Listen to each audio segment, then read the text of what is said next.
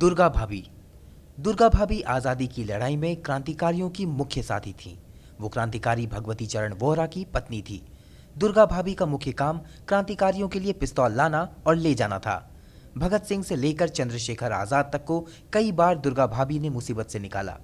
उन्होंने governor heli और मुंबई के पुलिस कमिश्नर पर गोलियां भी चलाईं। 1999 में दुर्गा भाभी का गाजियाबाद में निधन हो गया था। मातंगिनी हाजरा। मातंगिनी हाजरा को पश्चिम बंगाल में गांधी बूढ़ी के नाम से जाना जाता था। 60 साल की उम्र में मातंगी हाजरा ने आज़ादी के आंदोलन के लिए लोगों को प्रेरित किया। 1942 में भारत छोड़ो आंदोलन के दौरान तामलुक में एक प्रदर्शन के दौरान पुलिस ने फायरिंग की, लेकिन गांधी बूढ़ी पीछे नहीं हटी और अपनी जान देश के नाम न्यौछावर कर दी। आबादी बानो बेगम। लोग उन्हें प्यार से बी अम्मा बुलाते थे। एक रूढ़िवादी मुस्लिम परिवार से होने के बावजूद वो आज़ादी की लड़ाई में हिस्सेदार बनी। अपने स्वाधीनता सेनानी बेटे की गिरफ्तारी के खिलाफ बी अम्मा ने पर्दे के पीछे से लखनऊ में एक रैली को संबोधित किया। मूलमती।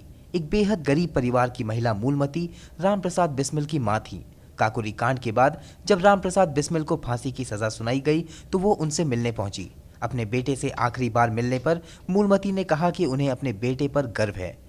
फांसी के बाद उन्होंने कहा कि वो अपना दूसरा बेटा भी देश के लिए कुर्बान करने के लिए तैयार हैं। उषा मेहता। 8 साल की उम्र में उषा मेहता ने ब्रिटिश राज के खिलाफ साइमन गो बैक के नारे लगाए।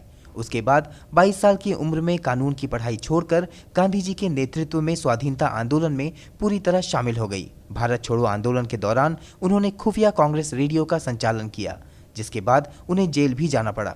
दुर्गाबाई देशमुख। दुर्गाबाई देशमुख ने आज़ादी के आंदोलन में काफ़ी अहम भूमिका निभाई। उनके नेतृत्व में कई सत्याग्रह किए गए और वो कई बार जेल भेजी गईं। आज़ादी के बाद उन्होंने कई सामाजिक समस्याओं के लिए भी काम किया। वो प्लानिंग कमीशन की सदस्य भी बनी। पार्वती गिरी।